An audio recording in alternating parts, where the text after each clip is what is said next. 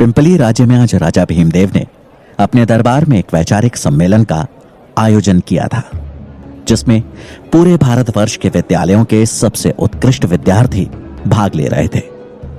भाग ले रहे सभी छात्रों के लिए दान दक्षिणा थी और जीतने वाले उम्मीदवार के लिए थी राजा के मंत्रिमंडल में मंत्री पद की कुर्सी।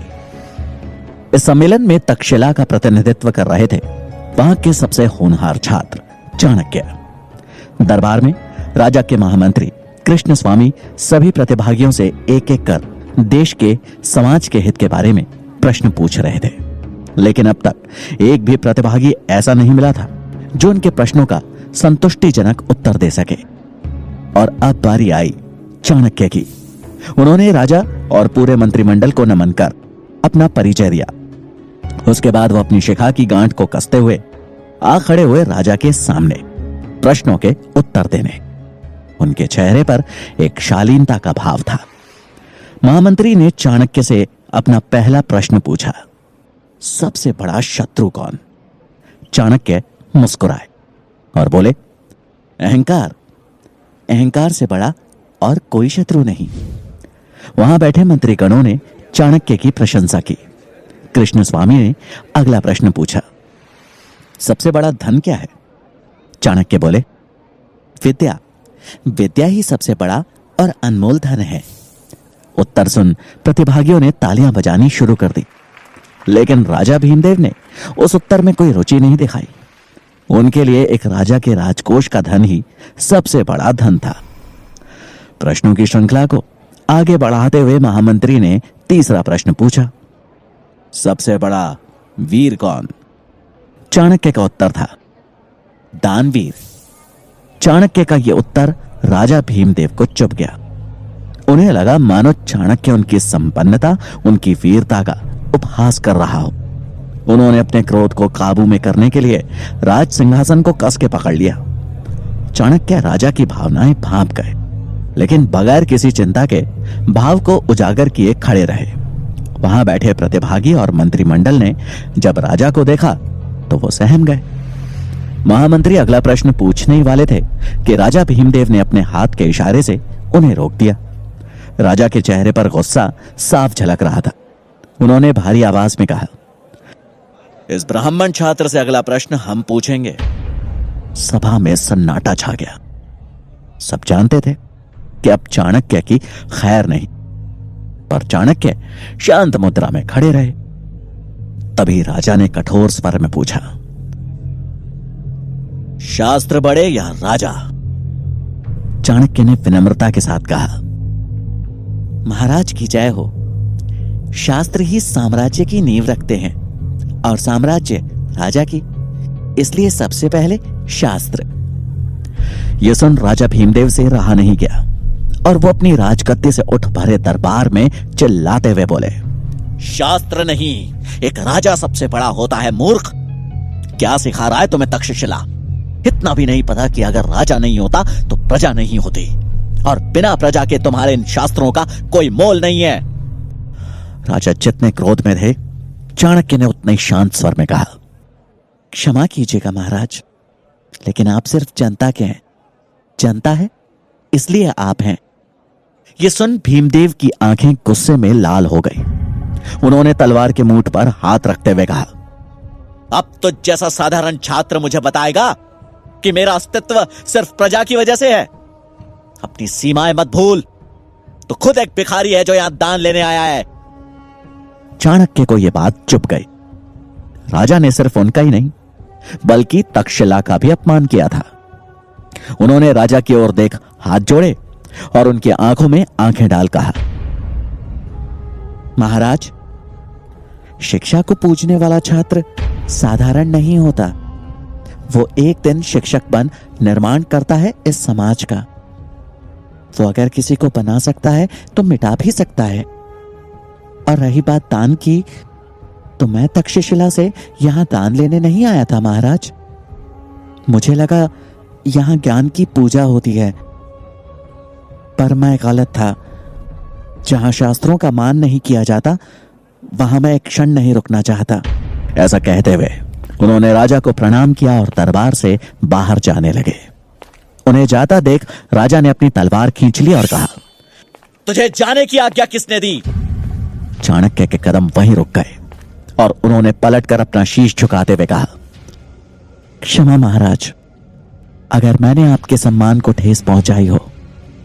ये एक सम्मेलन है और मैंने बस अपने विचार व्यक्त किए। पूरे दरबार में फिर सन्नाटा छा गया। सबके चेहरे पर हवाइयां उड़ रही थी। राजा भीमदेव का क्रोध 7वें आसमान पर था। वो तलवार उठा जैसे ही चाणक्य की ओर बढ़े तो महामंत्री कृष्ण स्वामी हाथ जोड़ उन्हें रोकते हुए बोले, महाराज क्षमा कर दीजिए इस नादान बालक को। इसे ये पता नहीं है कि ये कहां खड़ा है और क्या कह रहा है। आप दयावान हैं, ब्राह्मणों का आदर करना जानते हैं। आप क्यों एक ब्रह्म हत्या का पाप अपने सर पर ले रहे हैं? इसे क्षमा दान दीजिए महाराज। चाणक्य ने भी राजा और वहां उपस्थित सभी लोगों को नमन किया और राज दरबार छोड़ जाने लगे। उन्होंने जैसे ही मुख्य द्वार की ओर अपने कदम बढ़ाए, महामंत्री ने पीछे से व्यंग करते हुए कहा, एक बात और गांठ बांध लो। अगर यही आचरण रहा तो जिस शिखा का दंभ भर रहे हो, एक दिन ना तो वो रहेगी और ना ही उस शिखा को धारण करने वाला शीश। चाणक्य ने इस अपमान का घूंट स्वाभिमान के साथ पिया और लौट आए तक्षशिला। इस बात को कुछ साल बीत गए। भीमदेव के दरबार से निकाला गया तक्षशिला का यह छात्र आज उसी शिक्षा के मंदिर में आचार्य चाणक्य के नाम से प्रसिद्ध था। आज चाणक्य अपने शिष्यों को राजनीति के बारे में पढ़ा रहे थे कि तभी एक विद्यार्थी ने साहस जुटाते हुए उनसे पूछा, आचार्य, आपको उस दिन राजा भीमदेव से डर नहीं लगा? उनके हाथ में तलवार, दरबार में सैनिक थे, लेकिन आप तो निहत्थे थे। चाणक्य मुस्कुराए और बोले, निहत्था कहां था ना मेरे पास मेरा सबसे बड़ा शस्त्र। यह सुन वहां बैठे शिष्य एक दूसरे का मुंह ताकने लगे। चाणक्य ने उनकी विडंबना भांप ली। बोले, बुद्धि, यही मेरा शस्त्र था और है। एक बुद्धिमान व्यक्ति अपनी बुद्धि, चातुर्य और विवेक से किसी भी युद्ध में विजयी हो सकता है, फिर चाहे परिस्थिति कितनी भी बुरी क्यों ना हो। यह सुन छात्रों को यकीन हो गया कि उनके आचार्य कोई साधारण आचार्य नहीं है। चाणक्य अगला पाठ शुरू करते कि तभी उन्हें तुरंत पुस्तकालय में पहुंचने का संदेश मिला। पुस्तकालय पहुंच चाणक्य को वहां आए एक संदेशवाहक से पता चला कि गांधार के राजा आंबी ने बिना लड़े ही मैसेडोनिया के सम्राट सिकंदर के सामने आत्मसमर्पण कर दिया है और अब सिकंदर की नजर संपूर्ण भारत पर है। खबर सुन चाणक्य चकित रह गए और कुछ सोचते हुए वहां उपस्थित आचार्यों से बोले, इसका मतलब तो यह हुआ कि सिकंदर कभी भी भारत पहुंच सकता है। हमें भारत को बचाना होगा और यह तभी संभव है जब भारत अखंड बने। मुझे शीघ्र यह बात मगध के महाराज धनानंद तक पहुंचानी होगी। चाणक्य की बात सुनकर आचार्य मेघनाथ हंसते हुए बोले, आप जानते हैं ना धनानंद कैसा राजा है और भला वो आपकी बात क्यों मानेगा? यह सुनकर चाणक्य ने जवाब दिया, मैं खुद जाऊंगा मगध और अखंड भारत का प्रस्ताव उनके सामने रखूंगा। मुझे विश्वास है कि वो भी भारत को विदेशी आक्रमणों से बचाना चाहेंगे। मेघनाथ बोले, धनानंद सुनेगा और वो भी आपका प्रस्ताव? भीमदेव के दरबार से बचकर निकल आए, अपने को भाग्यशाली समझिए। धनानंद के दरबार गए तो मान और जान दोनों से हाथ धोना पड़ेगा। मेरा सुझाव मानिए और केवल अपना काम कीजिए, बच्चों को शिक्षा देने का काम। भलाई इसी में है। यह सुन के चाणक्य हैरानी से बोले, आचार्य, मैं एक ब्राह्मण हूं और ब्राह्मण का कर्तव्य होता है लोगों को सही दिशा दिखाना। अगर राजा धनानंद अपनी दिशा से भटकेंगे तो यह मेरा कर्तव्य है कि मैं उन्हें सही रास्ता सुझाऊं, नहीं तो सर्वनाश के सिवा कुछ नहीं होगा यहां। आप अपना कर्तव्य भूल गए हों, पर मैं ऐसा नहीं कर सकता। मुझे आज ही मगध के लिए निकलना होगा। चाणक्य को जाता देख मेघनाथ ने ताना कसते हुए कहा, आचार्य, मुझे लगता है ये हमारी आखिरी भेंट है। आप मगध से वापस आएंगे भी या नहीं, इसमें संदेह है। क्यों ना आखिरी बार हम भोजन साथ में करें। चाणक्य उनका प्रस्ताव ठुकरा कर आगे बढ़ गए। उनके जाते ही मेघनाथ मनी मन बोले, इस बार तो ये नहीं लौटने वाला। चाणक्य तक्षशिला से मगध के लिए निकल पड़े और 5 दिन का लंबा सफर तय कर पहुंच गए मगध की राजधानी पाटलिपुत्र। उन्हें नगर में कदम रखे कुछ क्षण हुए थे कि पाटलिपुत्र की जनता पर हो रहे अत्याचार की सच्चाई उनके सामने थी। नगर के चौराहे पर कुछ सैनिक फांसी के फंदे से लटक रहे मृत शवों को नीचे उतार रहे थे।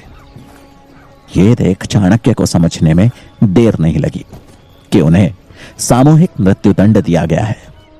शवों को देख के उनके परिजन जोर जोर से रो रहे थे। तभी एक महिला की आवाज उनके कानों पर पड़ी, जो अपने बेटे के मृत शरीर से लिपट वहां खड़े सैनिक से रोते रोते बोली, और कितने दिन हमें ऐसे ही अपनों को खोना पड़ेगा, और कितनों को मारोगे तुम लोग? अगर कर नहीं दिया तो क्या पूरी प्रजा को मार दोगे? कहां से लाए हम इतना धन? उस औरत की बात सुन उस सैनिक ने गुस्से में उसे धक्का मारते हुए कहा, बढ़िया, अगर ज्यादा आवाज करेगी तो तुझे भी लटका दूंगा इसी फंदे पे। चल चुपचाप निकल जाए यहां से। ऐसा कहकर उस सैनिक ने उसके बेटे के शव को उठाकर बैलगाड़ी में लाद दिया और वहां से निकल पड़ा। चाणक्य से यह देखा नहीं गया। वो दौड़ते हुए उस औरत के पास पहुंचे और उसे सहारा देते हुए बोले, मां जी संभल कर। ऐसा कहकर उन्होंने उस रोती हुई बूढ़ी महिला को एक पेड़ के नीचे बिठाया और बोले, मां, मैं आपका दुख तो कम नहीं कर सकता और ना ही मैं आपका पुत्र आपको लौटा सकता हूं, लेकिन इतना अवश्य कह सकता हूं कि शीघ्र ही इन परेशानियों का हल खोज दूंगा। मैं राजा धनानंद के दरबार जा रहा हूं और वचन देता हूं कि प्रजा के दुख से उन्हें अवगत कराऊंगा। यह राज्य ऐसे नहीं चल सकता। उन्हें इस समस्या का समाधान करना ही होगा। चाणक्य की बात सुन उस औरत ने आंखों में आंसू लिए ममता भरी नजरों से उनकी ओर देखा और बोली, आज पहली बार तुझे देख ऐसा लग रहा है कि मगध का हृदय अभी भी धड़क रहा है। तूने इतना ही कह दिया, मेरे लिए बहुत है पुत्र, लेकिन वचन मत दे, तेरे अंदर करुणा होगी, लेकिन जिसके पास तू जा रहा है उसका लहू पानी बन चुका है।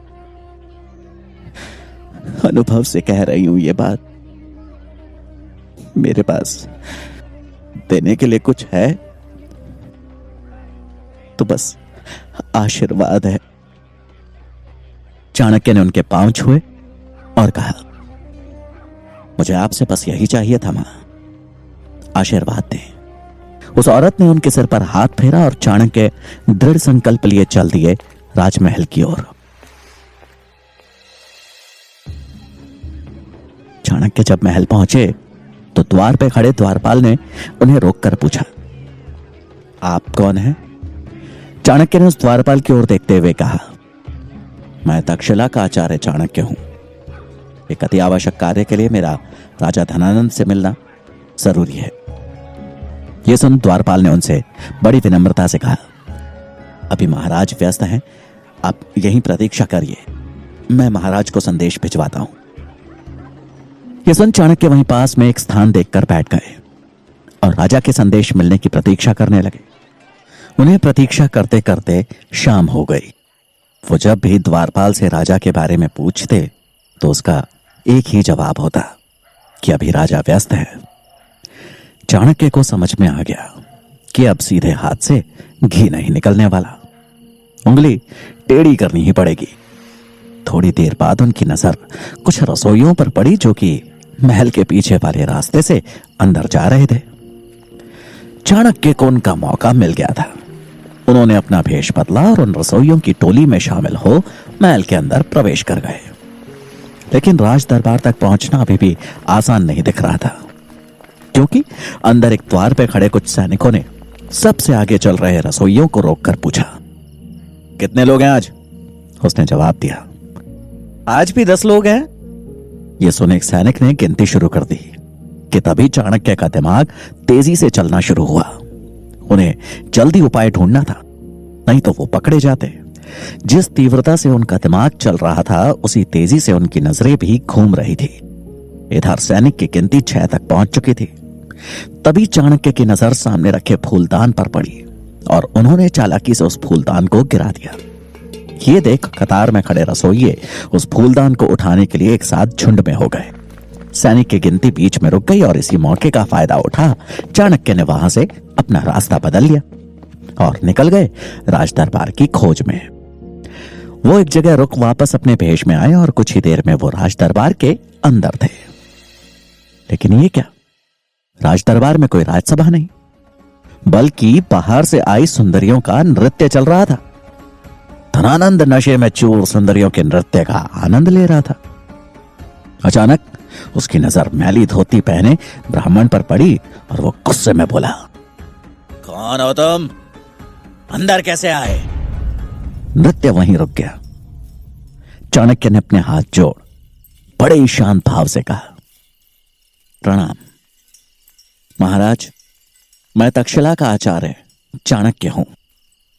धनानंद को चाणक्य का यूं आना अच्छा नहीं लगा, लेकिन उसने अपना गुस्सा शांत करते हुए थोड़ा नरम भाव से कहा, प्रणाम आचार्य, पर ऐसी क्या वजह थी जो आप बिना बताए अंदर आ गए? चाणक्य बोले, मैंने द्वारपाल को संदेश दिया था। लेकिन तभी उनकी बात को काटते हुए धनानंद ने कहा, तो अगर द्वारपाल ना बोलेगा तो आप ऐसे बिना बताए चोरों की तरह चले आएंगे अंदर? कहां गई आपकी शिक्षा? चाणक्य गंभीर भाव से बोले, इस अपराध के लिए क्षमा महाराज, लेकिन मेरा आपसे मिलना अत्यंत आवश्यक था। धनानंद ने अपने आसन पर ही बैठते हुए कहा, ऐसी भी क्या बात करनी है आपको जो आप थोड़ी प्रतीक्षा भी नहीं कर सके? हम भी तो जरूरी काम कर रहे हैं। आपका भाग्य अच्छा है कि हम ब्राह्मणों को नहीं मारते, वरना अब तक ये शीश धरती पर होता। ये कहते हुए राजा धनानंद ने एक गहरी सांस ली और कहा, अब जब आपने इतना साहस दिखाई दिया है तो बताइए, क्या बात करनी है आपको? चाणक्य चिंतित भाव से बोले, गांधार के राजा आंबी ने मैसेडोनिया के सम्राट सिकंदर के सामने आत्मसमर्पण कर दिया है। अब सिकंदर कभी भी भारत पहुंच सकता है। उसको रोकने के लिए हमें अखंड भारत का निर्माण करना होगा और मैं इसी विषय पर चर्चा करने आया हूं महाराज। तभी धनानंद ने चाणक्य को अपने पास आने का इशारा करते हुए कहा, आपको चर्चा करनी है ना, तो यहां पास में आकर कीजिए चर्चा। चाणक्य असमंजस में थे, लेकिन राजा की आज्ञा का पालन कर पहुंच गए उनके पास। चाणक्य के पास आते ही धनानंद ने कहा, अपने घुटनों पे बैठ जाइए। चाणक्य ने इस अपमान को सह लिया, क्योंकि उस समय उनके मन में सिर्फ और सिर्फ प्रजा और देश की चिंता थी। वो अपना स्वाभिमान त्याग वहीं घुटनों के बल बैठ गए। वो बैठे ही थे कि धनानंद ने उनकी तरफ गुस्से से देखा और कहा, ये है तेरी औकात। अब तू मुझे सिखाएगा कि राज्य कैसे चलाना है, कैसे सुरक्षा करनी है? अब तू बताएगा मुझे कि अपने राज्य का विस्तार कैसे करना है? तो कौड़ी का शिक्षक है तू। चुपचाप अपना काम कर। युद्ध के बारे में सोचना और लड़ने का काम हमारा है, समझा? ये सुनते ही चाणक्य बोले, क्षमा महाराज, मेरी शिक्षा ने मुझे यही सीख दी थी कि ये राज्य जितना आपका है उतना ही हम सबका। मैं तो अपना कर्तव्य समझ आपसे मदद मांगने आया था। केवल आप ही हैं जो सिकंदर को रोकने का सामर्थ्य रखते हैं। धनानंद गुस्से में खड़ा होकर गरजा, हमें अपने सामर्थ्य का ज्ञान है और जब सिकंदर मगध पर आक्रमण की सोचेगा तो हम उससे निपट लेंगे। सीमा सुरक्षा राजा का नहीं, सैनिक का कार्य है। अब इससे पहले कि हम भूल जाएं कि तुम एक ब्राह्मण हो, जिस गति से आए थे उसी गति से बाहर निकल जाओ। चाणक्य ये अपमान सह नहीं पाए। और धनानंद की आंखों में आंखें डालकर बोले, निकल जाऊंगा महाराज, परंतु अगर आप अपना कर्तव्य निभा रहे होते तो एक ब्राह्मण को तक्षशिला से चलकर यहां आना ही नहीं पड़ता। राजा का कर्तव्य दुर्बलों की रक्षा करना है, ना कि उन पर अत्याचार करना। और मगध की दशा देख मुझे इतना आभास तो हो गया है कि हम शीघ्र ही संपूर्ण भारत सिकंदर को भेंट स्वरूप दे बैठेंगे। यह सुनते ही धनानंद का पारा आसमान चढ़ गया और उसने चाणक्य को जोर से लात मार के नीचे गिरा दिया और सैनिकों को आवाज लगाते हुए कहा, ब्राह्मणों का मान सम्मान इस चोटी में होता है ना? इस दरिद्र ब्राह्मण को इसकी चोटी से खींचते हुए बाहर ले जाओ। सैनिकों ने तुरंत आज्ञा का पालन किया और चाणक्य को चोटी से खींचते हुए द्वार की तरफ ले जाने लगे। द्वार तक पहुंचने से पहले ही चाणक्य ने उन सबको एक जोर का धक्का दिया, जिससे वो सैनिक लड़खड़ाकर गिर गए।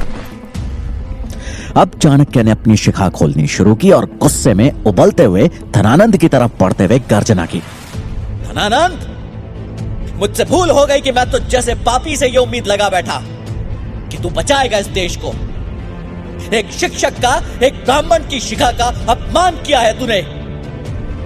तो इस शिखा की सौगंध मैं जनक पुत्र चाणक्य, तक्षशिला का आचार्य, आज ये प्रण लेता हूं कि जब तक तेरा और तेरे इस नंद वंश का सर्वनाश कर मगध की राजगद्दी पे एक योग्य राजा ना बिठा दूं, मैं ये शिखा नहीं बांधूंगा। ये बोल चाणक्य वहां से तेजी से निकल गए।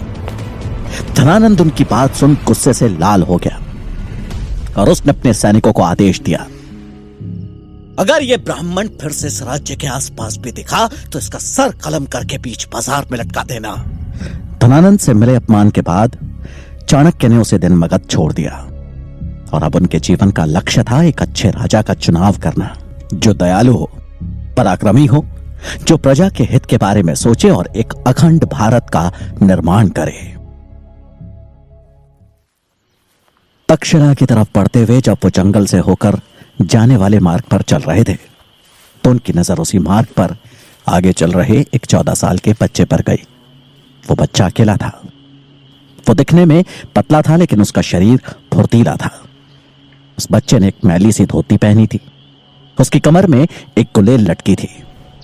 वो बच्चा शिकार पर निकले किसी चीते की तरह घात लगाए धीमे धीमे आगे बढ़ रहा था।